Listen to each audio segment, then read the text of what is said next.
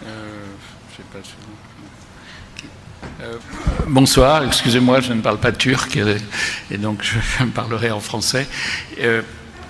C'est une grande histoire, que cette histoire du Grand Paris. C'est vrai que... Attendez, je voudrais que ça avance, là, voilà.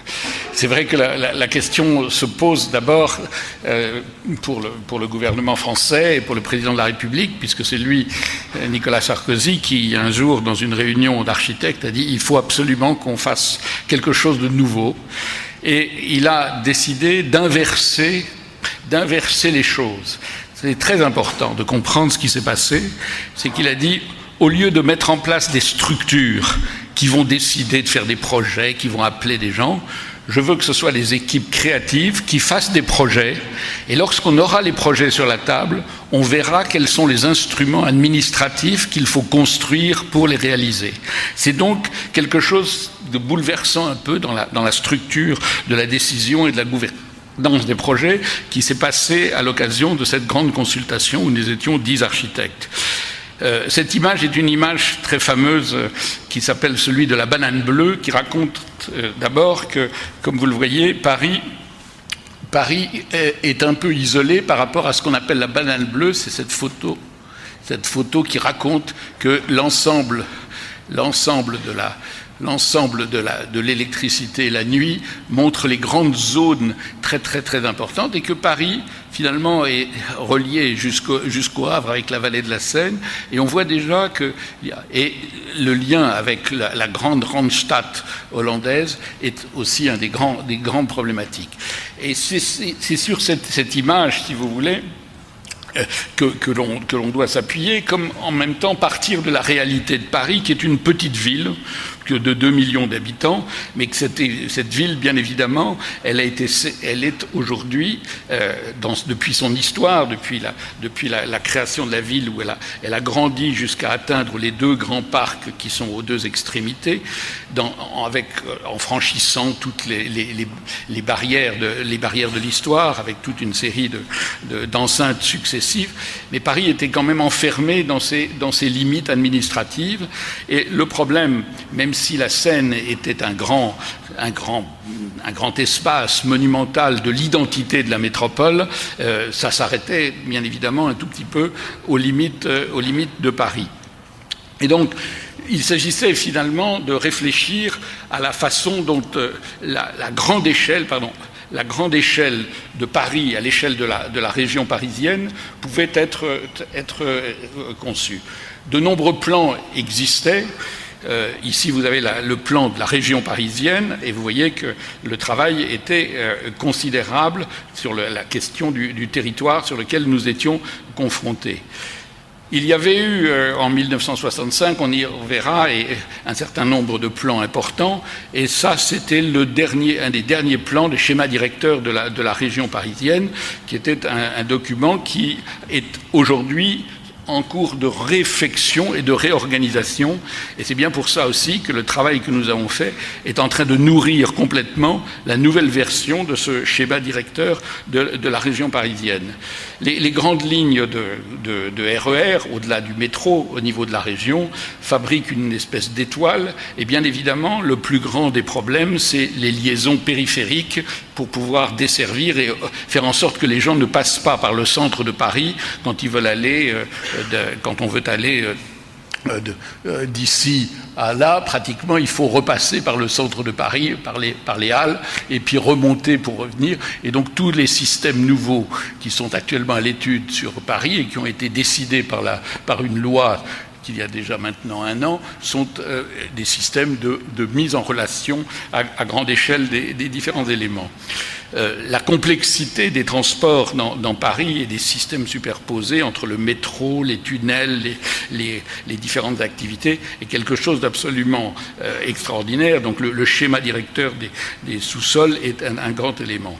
Mais ce qui s'est passé il y a quelques années, il y a 5 ans, un peu 6 ans à peu près, c'est que le maire de Paris a décidé d'établir des relations étroites avec les communes périphériques. Et donc, pour la première fois dans l'histoire de la planification de la ville de Paris, on a commencé à faire un plan où on ne voyait plus les limites de Paris et où, évidemment, et où les limites qui sont ici devenaient des zones d'intervention pour articuler l'ensemble des communes périphériques avec la première couronne parisienne. Ça, c'est la limite de Paris. Mais si vous voulez, la question était toujours un peu la même. C'était effectivement qu'aux limites, et voilà ici une des limites de Paris vers le sud-est, où on voit qu'on passe évidemment de la Bibliothèque de France, l'université qui s'est mise en place ici, et là on passe à toute une série d'usines et d'industries à Ivry. On voit qu'il y avait déjà une vraie problématique de développement dans la périphérie. Donc le projet du maire de Paris était extrêmement cohérent. Les grands systèmes de transport, comme ceux que j'ai pu réaliser ici, sont réalisés, sont en cours, sont fabriqués et fonctionnent. Et tout ce qui est autour de la mise en place de nouveaux systèmes était déjà amorcé. Mais le problème qui se posait, bien évidemment, lors de la consultation des 10 équipes, c'était de voir comment on allait réfléchir à donner forme à la très grande échelle. À la très grande échelle, et évidemment, dès les premiers jours du mois de 2008, quand le début de la consultation est fait, le Grand Paris, pour quoi faire? Tout le monde était un tout petit peu étonné et intéressé, mais c'était effectivement un débat qui était très présent dans le truc. Dans la réponse que nous avons faite, nous avons considéré qu'il fallait partir de 4 grands facteurs. Le premier facteur, c'était la dimension géopolitique. Comment peut-on penser l'avenir de la métropole parisienne à l'échelle du monde et à l'échelle de l'Europe? Une deuxième réponse aussi, comment est-ce qu'une identité géographique peut fonctionner pour fabriquer l'identité d'un territoire? Comment la ville de demain saura articuler l'intensité urbaine et le rapport à la nature, ce qui est une des aspirations les plus classiques de l'ensemble des gens dans le monde entier, l'intensité urbaine et l'animation. Et bien sûr, comment organiser les mobilités. J'avais travaillé, ainsi que 2 autres points aussi, comment on démarre, comment est-ce que l'on commence à mettre en place un tel mouvement. J'avais travaillé avec mes étudiants depuis plusieurs années sur cette phrase de Napoléon Bonaparte dès 1802, « Paris, Rouen, Le Havre, une seule ville dont la Seine est la grande rue ». Et un autre grand historien, Fernand Braudel, qui a beaucoup écrit sur ce thème de la France et de son développement. Et entre autres, il écrit à son désavantage la capitale française est continentale, et il ajoute peut-être que la capitale de la France aurait dû être déplacée quand François Ier a créé la ville du Havre, plutôt que d'avoir toute une culture de la France assez peu tournée vers la mer. Donc voilà les quelques points que je vais développer: la géopolitique, la vallée de la Seine, la ville-nature, le tressage des mobilités et la mise en mouvement des territoires. La première chose, la géopolitique, pour moi, ce dessin est un dessin iconique de notre travail. C'est qu'aujourd'hui, 85% de l'économie mondiale transite par la mer. Transite par la mer parce qu'aujourd'hui, c'est le moyen de faire transférer ce qui est nouveau. Ça n'est plus tellement nouveau, mais enfin, ce qui a été un bouleversement dans la logistique. Et donc, les métropoles qui ne sont pas articulées à la mer sont condamnées à être en dehors de la dimension et du développement économique. C'est une évidence quand on analyse les grandes métropoles qui étaient nommées tout à l'heure. Elles sont toutes portuaires. Les grandes métropoles mondiales sont forcément portuaires. Et non seulement en Europe, à l'échelle de l'ensemble de l'Europe, mais les 3 villes de Paris, Londres et Rotterdam, avec leurs ports, le port du Havre pour Paris, l'ensemble des ports d'Anvers et autres, et du Randstad pour Rotterdam et le port de Londres, sont l'articulation de l'ensemble de l'Europe avec le grand trafic maritime qui arrive en ce moment par le sud, qui arrive bien sûr par ici, et demain qui va arriver par le nord lorsque ce qu'on appelle le passage du nord-ouest, c'est-à-dire avec la fonte des glaces, va faire en sorte que tout le trafic à provenance du monde asiatique arrivera arrivera par le nord. Donc ici, on a un grand pôle géopolitique extrêmement important, et c'est ce sujet-là que le président de la République a retenu comme le thème véritablement de retrouver cette dimension géopolitique. Dimension maritime que je vous ai trouvée, mais aussi, une chose très importante, c'est que la réflexion doit aussi se faire sur les outils de la gouvernance de ces grands projets. Et nous avons étudié et proposé que le nombre des régions en France soit diminué. C'est-à-dire qu'au lieu d'avoir 21 régions, on n'ait plus que 5 régions qui soient toutes articulées sur des grands bassins hydrologiques qui fondent un peu l'identité des grands. Ce sont l'échelle des régions en Allemagne, en Espagne, en Italie, qui sont beaucoup plus grandes que les régions françaises, et il nous a semblé que c'était important d'articuler. Et donc, la région de ces 4 régions sont les bassins hydrologiques des 4 fleuves, la Seine, la Loire, la Garonne et le Rhône. Le Rhin, ça fait partie d'une autre logique, et l'Escaut au nord pose aussi quelques problèmes, mais c'est simplement que la réflexion d'aménagement doit s'articuler, à mon avis, et j'en suis convaincu, sur des éléments géographiques. Et donc le bassin hydrologique du fleuve fonctionne comme la matrice de l'identité d'un territoire.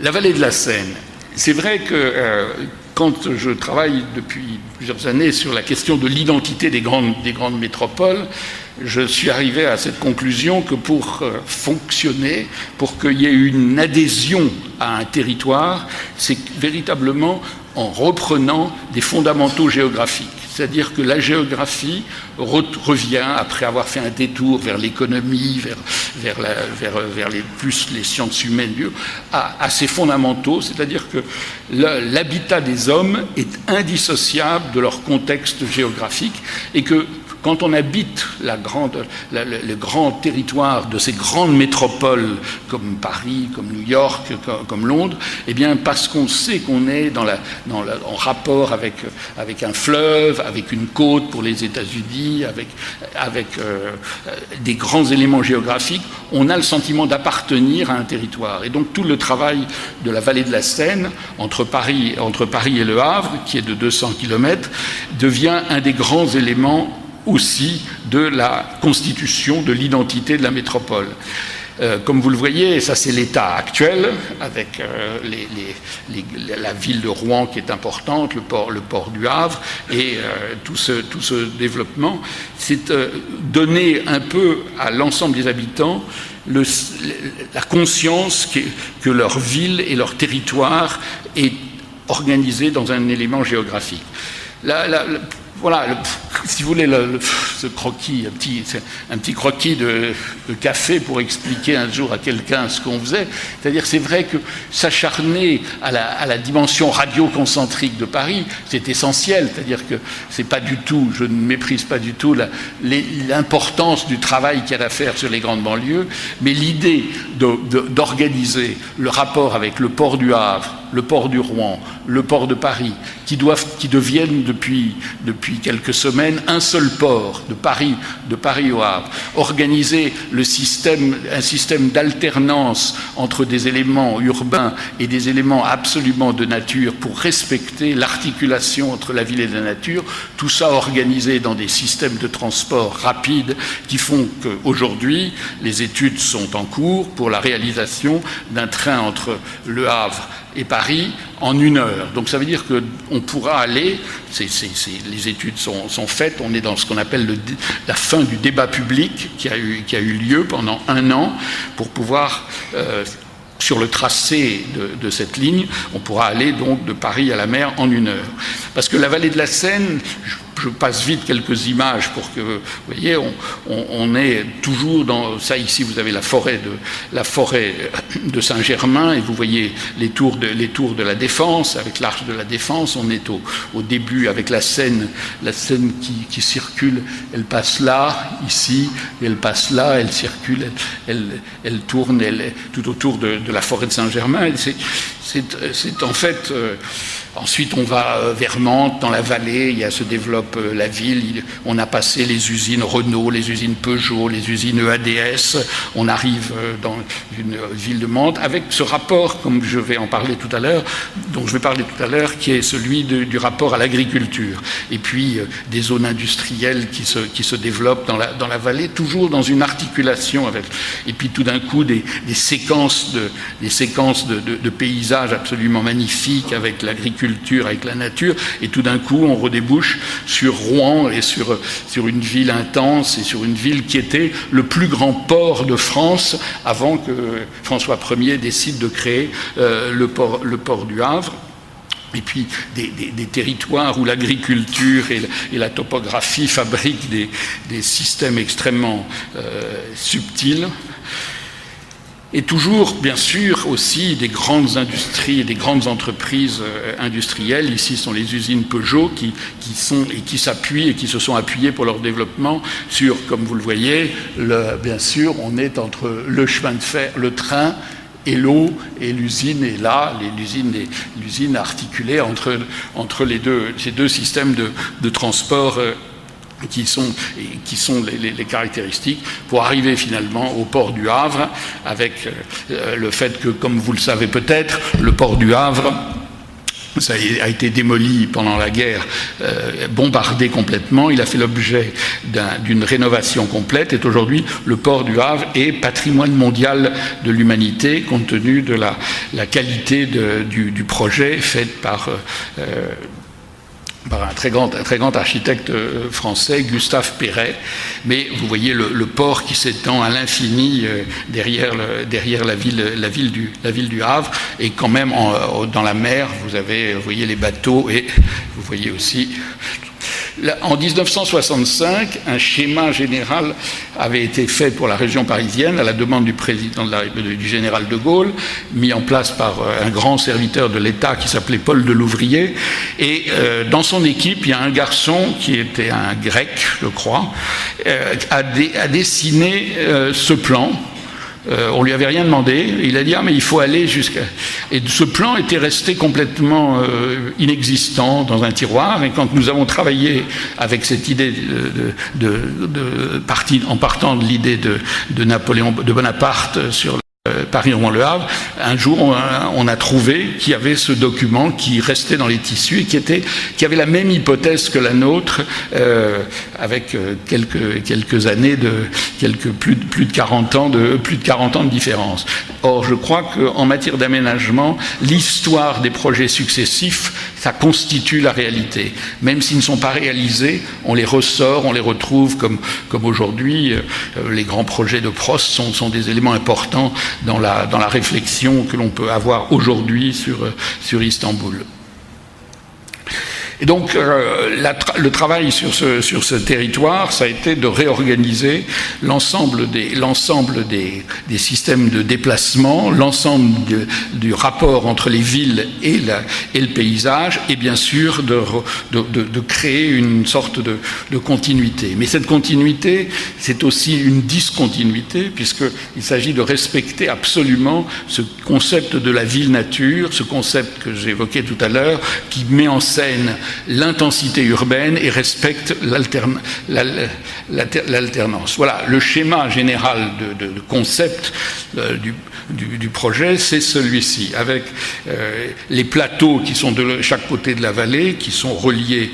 Si vous voulez, il y a 200 km, ça veut dire qu'entre les deux grands axes de transport, il y a à peu près 30 à 40 km.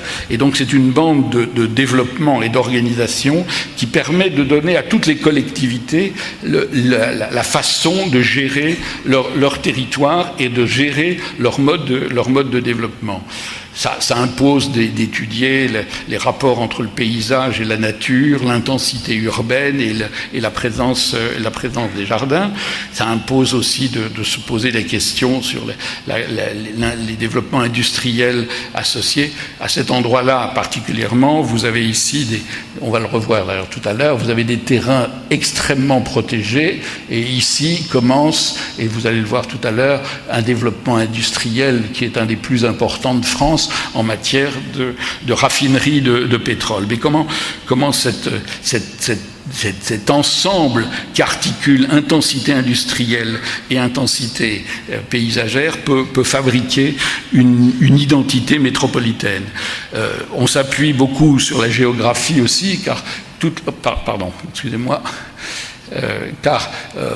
toutes les villes sont toujours installées en bas des Talwegs, c'est-à-dire les Talwegs, c'est un mot allemand qui dit le chemin de la vallée, qui permet de passer de la vallée sur les plateaux. Les villes, parce que les villes étaient là, c'était les villes avec leurs ponts, et les grands systèmes de transport existants ou à créer passent sur les plateaux plutôt, et donc le développement doit se faire pour relier les grands systèmes de transport rapide que sont les autoroutes, les grandes lignes de train, avec des systèmes de transport qui sont les tramways et autres, et développer tout un système d'urbanisation. Et là, je vous montre, ça c'est pour montrer un travail d'étudiant. C'est pas tout à fait ça qu'on va faire, mais le travail que j'ai fait pendant plusieurs années avec mes étudiants, c'était pour voir comment, autour du tramway, pouvaient se développer des urbanisations denses qui articulent le développement résidentiel et l'organisation aussi d'un certain type de rapport avec la nature. Voilà ici une petite ville qui s'appelle Vernon, qui est très très très intéressante, et bien sûr l'autre autoroute, les lignes de train et les gares qui sont là, et donc trouver un déplacement qui soit un déplacement linéaire que vous allez retrouver dans d'autres exemples. L'autre thème aussi, c'est celui de dire qu'il y a deux grands parcs naturels. Il y a le parc du Vexin et le parc de Bretonne, qui sont des parcs protégés, et donc de classer la partie centrale en parc du Vexin, ça c'est le Vexin français, le Vexin normand, et d'essayer d'organiser un grand système d'une grande ville, d'une grande métropole-parc, dans lequel on réconcilie l'activité industrielle, parce que dans ce parc se trouvent des grands parcs industriels, ici également autour de Rouen, et là il y a moins d'industrie dans le Vexin français, parce que c'est surtout des problèmes de développement agriculture. Je vais y revenir. Donc voilà, il y a un schéma ici. Alors par exemple, une image comme celle-là, on peut en prendre beaucoup. Et pourquoi est-ce qu'elle nous intéresse? C'est parce que vous avez ici la raffinerie, une des plus grandes raffineries des usines Total et autres, qui est au bord de la Seine.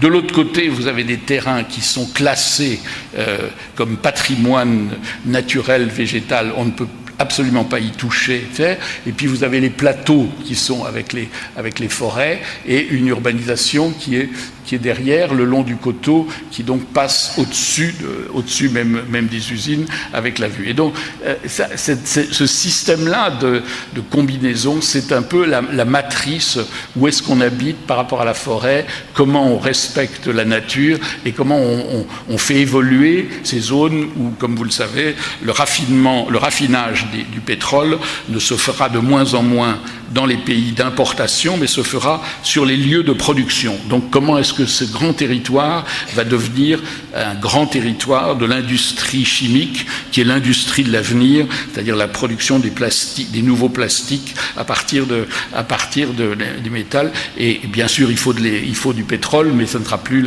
le raffinage, mais et l'évolution de la pollution. Voilà une autre image. La photo que je vous ai montrée, elle était ici. Donc vous voyez, ça, les usines sont ici, et voilà tout cet énorme territoire qui est classé comme patrimoine végétal et qui est absolument intouchable, et qui est en face de ces énormes raffineries. Mais l'échelle de la nature vient rendre quelquefois un peu ridicule l'échelle pourtant de cette photo que je vous rappelle, voilà, c'est cette photo ici. C'est la photo de ce petit morceau. Donc vous voyez comment, et tout ça est un élément très important pour protégé par tous les écologistes et autres.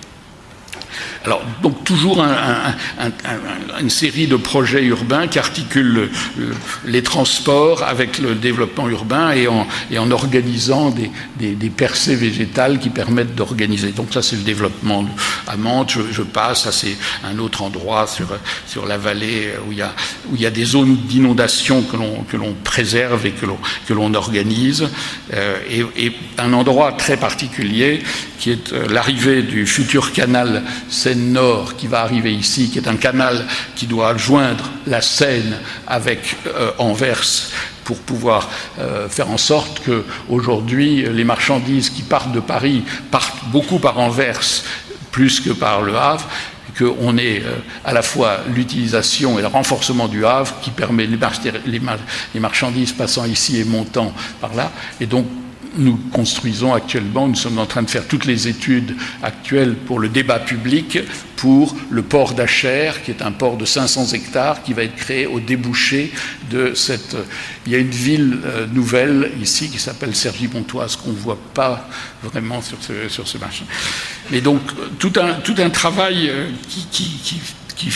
qui donne cette image de cette vision un peu nocturne où on voit l'intensité se développer le long de ces axes perpendiculaires et bien sûr avec tous les systèmes des transports. Parce que la grande question des grandes métropoles, c'est effectivement la façon dont on sait ou dont on doit ou comment on peut tresser toutes les mobilités ensemble. Ça, c'est une photo que j'aime beaucoup, c'est sur le port de Rotterdam, le port d'Amsterdam. On est devant la gare, on ne voit pas la gare, mais il y a les trains qui sont juste derrière de l'autre côté, il y a le garage à vélo, et puis il y a l'utilisation, et il y a entre la gare et les vélos, il y a les tramways, il y a la gare des tramways, et il y a l'utilisation de l'eau pour pouvoir desservir des HL ou bien des taxis et autres.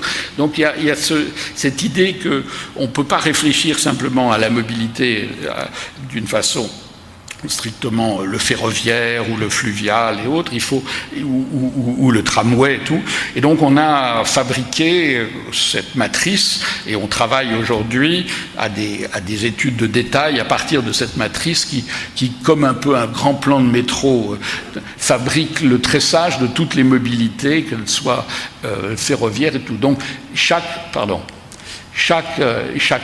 nœud, chaque point est l'objet d'une étude spécifique. Ça, c'est le principe des nouvelles liaisons perpendiculaires en transport en commun. Et bien sûr, quand on rentre dans Paris, plus on s'approche de Paris, plus ça devient compliqué. Le port d'Achères est ici, desservi par une nouvelle ligne de métro qui est en cours de réalisation, qui est la prolongation d'une ligne qui en fait traverse. Mon dessin est mal fait parce que cette ligne-là, elle existe jusqu'à la gare Saint-Lazare, la gare qui est ici, et on va la prolonger ici pour aller à l'ouest de Paris. Et puis tous les travaux de réorganisation autour des grandes villes comme Rouen et comme Le Havre, avec le problème des franchissements de la Seine ou des franchissements de l'estuaire. Et donc l'idée d'une matrice où on va depuis les pistes à vélo jusqu'au TGV comme un système qui doit pouvoir supporter toutes les demandes et toutes les échelles. Ça, c'est un grand débat, mais c'est pour dire qu'on aborde des grands sujets. En ce moment, il y a un TGV qui va à Londres, qui va à Lille, et puis de Lille va à Londres, et on doit créer une deuxième ligne parce que cette ligne est saturée. Et donc, au lieu de passer par là, ce qui était le trajet qui avait été en vie, les gens de Eurostar, la compagnie qui traverse, ont été séduits de l'idée d'aller à Rouen, et le Rouen d'aller prendre ici. Et à partir du moment où on avait ça, tout d'un coup, Rouen se trouve sur la ligne qui descend et qui peut aller jusqu'en Italie, jusqu'en Espagne. Et donc, c'est une façon et ça, c'est le système de transport plus simple et plus lent, mais ces deux systèmes qui se combinent et qui sont en cours d'étude actuellement. Donc ça, c'est aussi une autre image de cette problématique. Les autoroutes, pour nous, ne peuvent plus continuer à être seulement, et j'ai appris qu'à Istanbul d'ailleurs, vous aviez déjà fait ça, ne peuvent plus être seulement réservées aux voitures privées. Les autoroutes doivent devenir des systèmes de transport collectif et doivent devenir des grandes avenues paysagères. Donc avec les paysagistes, on travaille sur la refonte de tous les paysages à partir comment on découvre la ville. Les autoroutes aujourd'hui en ville, c'est les grands boulevards de demain. Et donc comment est-ce qu'on découvre la ville à partir des autoroutes et comment est-ce qu'on découvre les paysages et comment aussi on est aujourd'hui en train de travailler sur la mise en place de systèmes dans l'axe des autoroutes. Alors on commence par mettre des trams, des bus sur des sites propres et ensuite on vient implanter des systèmes de transport rapide, ce qui va complètement changer et les articulations entre les ponts et les lieux où vont s'arrêter les systèmes de transport, qui vont fabriquer tout un réseau de lieux d'usage et de services sur les autoroutes pour arriver demain à des possibilités autour des autoroutes d'une densité importante. Les ports sont tous réactivés, donc il y a un système de tous les petits ports qui existent, qui deviennent les bases de la logistique de proximité, mais quand même les lieux où on met les cafés, les écoles, toute une série d'activités qui sont compatibles et qui ont envie de retrouver l'eau, c'est-à-dire retourner l'ensemble des villes sur leur rapport à l'eau. Et des grands transporteurs comme Monoprix, qui est un grand, lui déjà fait toute sa logistique de proximité à partir du fleuve. C'est une demande de Kyoto, de l'après-Kyoto, de passer aujourd'hui en Belgique et en Hollande, 65% des marchandises transfèrent par les canaux et par les fleuves. En France, seulement 5 à 10%. On a l'objectif de passer sur 20%, ce qui est déjà une grande échelle. L'arrivée du canal Seine-Nord, donc je vous parlais tout à l'heure, qui est ce morceau de canal qui va être créé, qui va mettre en relation l'ensemble du territoire de la vallée de la Seine avec l'ensemble du territoire des canaux, ce qui fait qu'à partir du port d'Acher qui va être là, on peut remonter ici et on peut aller et on peut descendre ici jusqu'à Odessa. C'est-à-dire on descend on rejoint le Rhin rejoignant le Danube, on a un accès, et donc c'est très très important pour le développement économique de la région parisienne d'avoir ce débouché fluvial sur le grand réseau fluvial que constituent le Rhin et le Danube, indépendamment des problématiques de l'alimentation et de la logistique pour Paris. Et voilà ici les terrains sur lesquels on organise un port de 500 hectares, sur des terrains qui étaient des terrains qui appartenaient à la ville de Paris.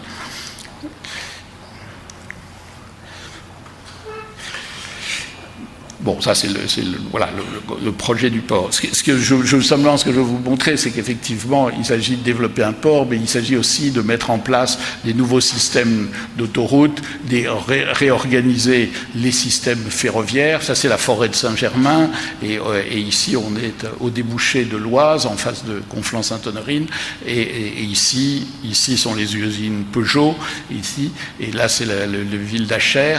Et donc voilà. Donc, par exemple, la différence, c'est que les ports qu'on installe doivent absolument permettre aussi des continuités de promenade le long du fleuve, et donc on garde toute une bande très importante de plantée, de telle façon que le port est derrière, pour que le paysage du fleuve ne soit pas entamé, et que le paysage ici des organisations, un grand parc qu'a demandé la ville, pour pouvoir, cette petite ville qui a demandé, et donc on lui fait un grand parc ici pour que le port soit à côté de la ville, mais ils soient en même temps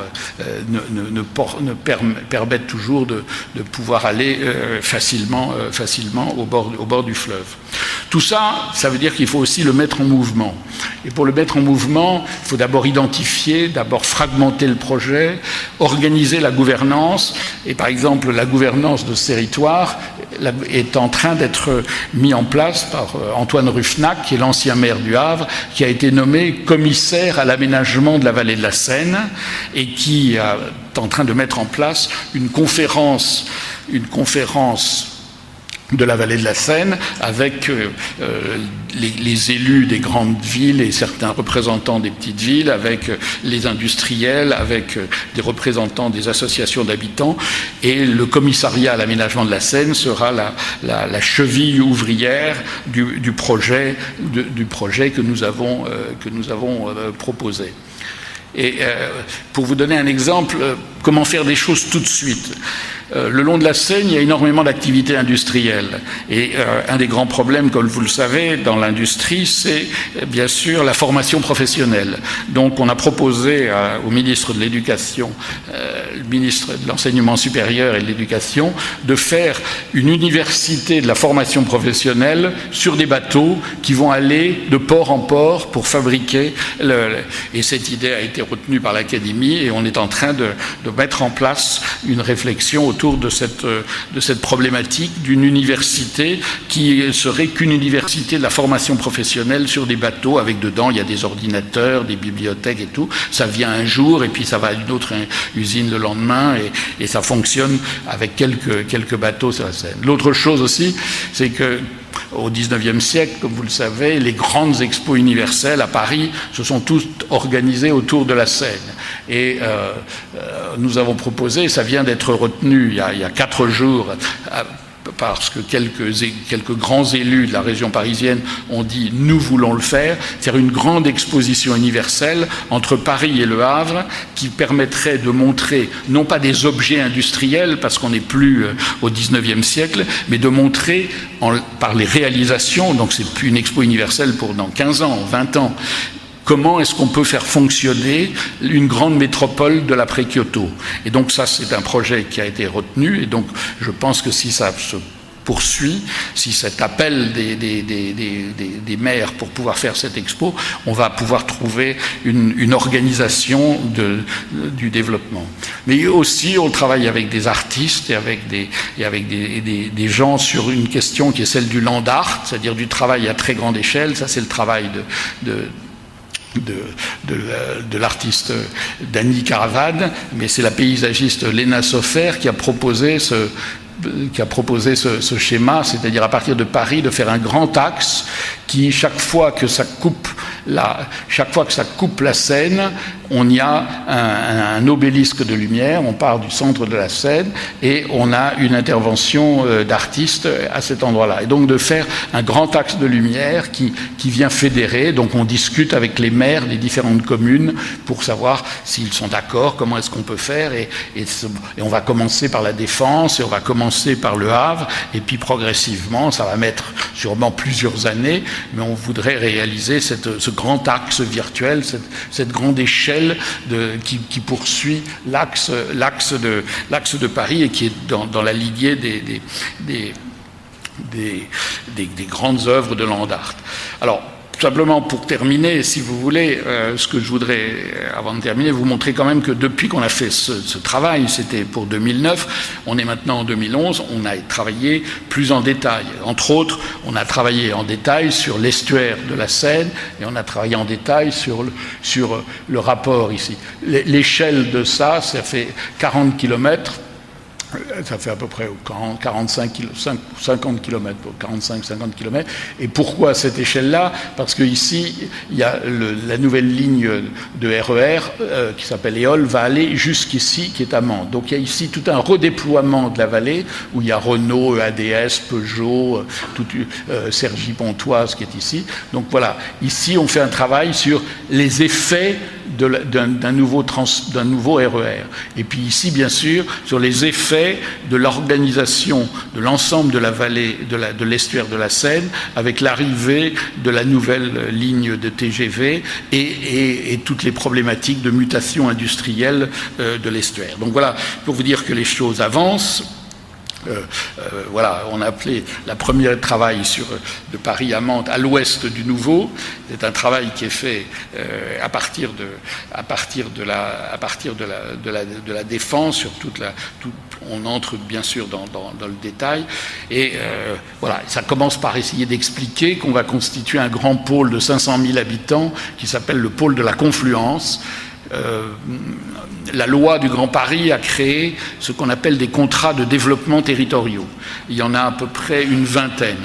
Cette idée, c'est que chaque fois qu'il y a une grande gare ou une gare moyenne, on met en place un pôle de développement territorial en regroupant toutes les collectivités autour. Donc là ici, il y a une ville nouvelle, la grande forêt de Saint-Germain et le port d'Achères, et puis la boucle de Chanteloup, qui est une boucle très industrielle avec.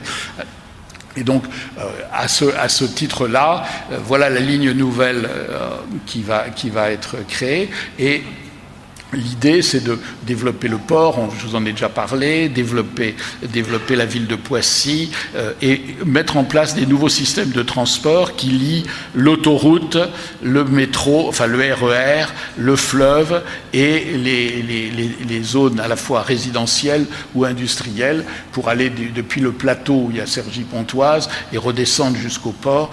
Et on utilise comme système, ce qui est intéressant et on travaille beaucoup là-dessus, les systèmes de télécabine. Voilà ici donc le plan plus détaillé de l'axe Seine. Ça date de juin 2011. Vous voyez, c'est pas très ancien. Et ça reprend, et on travaille beaucoup avec la Défense. Ceux qui connaissent Paris savent que la Défense, voilà, Paris est ici, voilà la limite de Paris. La Défense, c'était une décision de faire qu'il n'y avait pas de tour dans Paris et qu'on allait concentrer l'ensemble du tertiaire ici. Donc c'est ce grand quartier.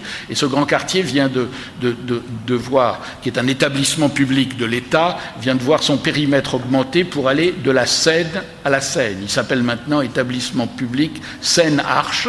Avant, c'était établissement public de la Défense, il s'occupait que d'ici, et il va de là. Et donc, son directeur est un des financiers de l'étude que nous faisons, parce que les nouvelles lignes de métro qui vont être créées vont beaucoup changer l'image du territoire de la Seine par rapport à son développement. Et entre autres, la nouvelle ligne de train rapide Paris-Rouen-Le Havre va arriver à la Défense où on va trouver les nouveaux plans du nouveau métro qui va aller directement de la Défense à Roissy. Donc tout un pôle multimodal très très important avec un transport, je dirais, régional et un transport à grande échelle jusqu'au Havre. Donc voilà, toute une série de propositions.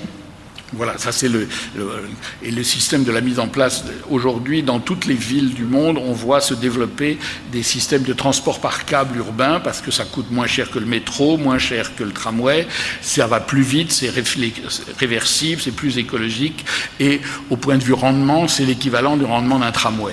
Donc, sur la vallée de la Seine, on a proposé toute une série d'interventions de cette nature pour mettre en relation les autoroutes, le ferroviaire, le fleuve et les plateaux. C'est en cours d'étude.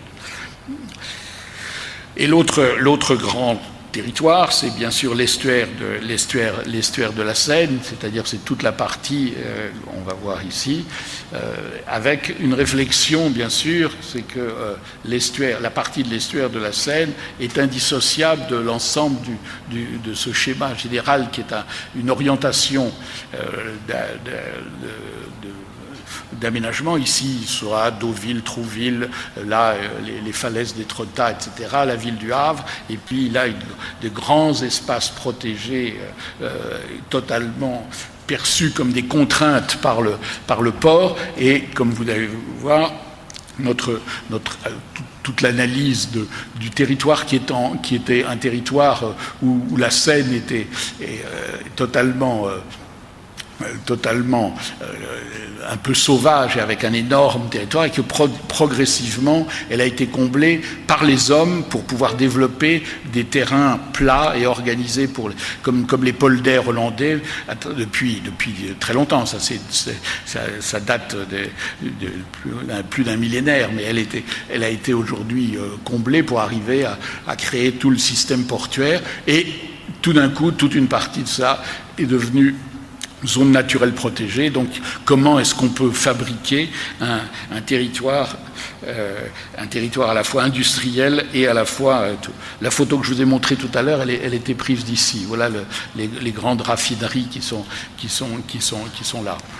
Et donc on a posé la question d'un grand parc de l'estuaire qui articule en même temps le développement industriel et la protection de la nature. Donc un concept qui a été accepté par l'ensemble des élus de l'estuaire. Là, il y a à peu près 40 communes qui ont été concernés par ce projet. Donc on s'oriente sur reprendre en fait. Alors j'aime beaucoup cette phrase du philosophe Bachelard: c'est près de l'eau que j'ai le mieux compris que la rêverie est un univers en émanation, un souffle odorant qui sort des choses par l'intermédiaire d'un rêveur. Et je pense que c'est dans son essai sur l'imagination de la matière, c'est vrai que c'était pas facile d'expliquer aux industriels portuaires.